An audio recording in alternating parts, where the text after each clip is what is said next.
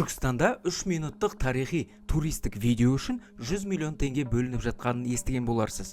Әкім болса, бұл жай ғана видео емес. Universal Studios деңгейіндегі 3D жоба дейді. Мысалы, Гарри Поттер мен трансформерлер аттракциондарын келтіреді. Бірақ мәселе мынада, шын мәнінде шетелде имидждік роликтер қанша тұрады?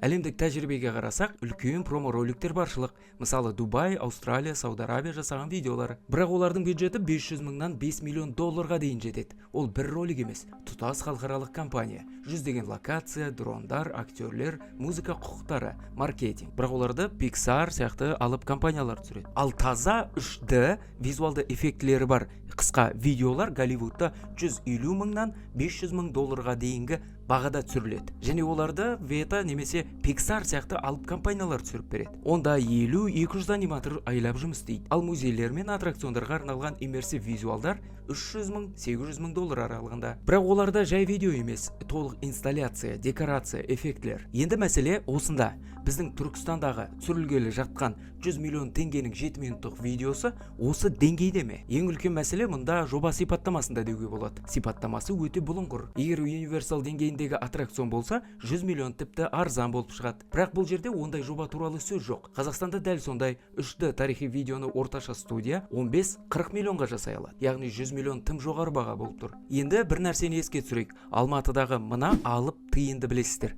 Оған 28 миллион теңге жұмсалған еді. Сол кезде шенеуніктер бұл жерге туристер көптеп келеді, суретке түсіреді, әлеуметтік желілерде танымал болады деген. Нәтижесі қандай болды? Ешқандай ресми пайда жоқ, қалаға ақша қайтқан жоқ, туристік эффекті де дәлелденген жоқ, қоғам қабылдамады. Ақыры алып тастау туралы шешім шықты. Яғни қымбат имидждік жобалар бізде көбіне шығыны бар, бірақ нәтижесі белгісіз нөлерге айналады. Енді ойлана беріңіз, Түркістандағы 100 миллион теңгеге түсіріледі деген видео Universal деңгейінде бола ала ма? Соның деңгейіне жете ала ма? Әлде кезекті бір алып тиын сияқты мемлекеттік өнімі нашар пиар акция болып қала ма? Қалай ойлайсыз?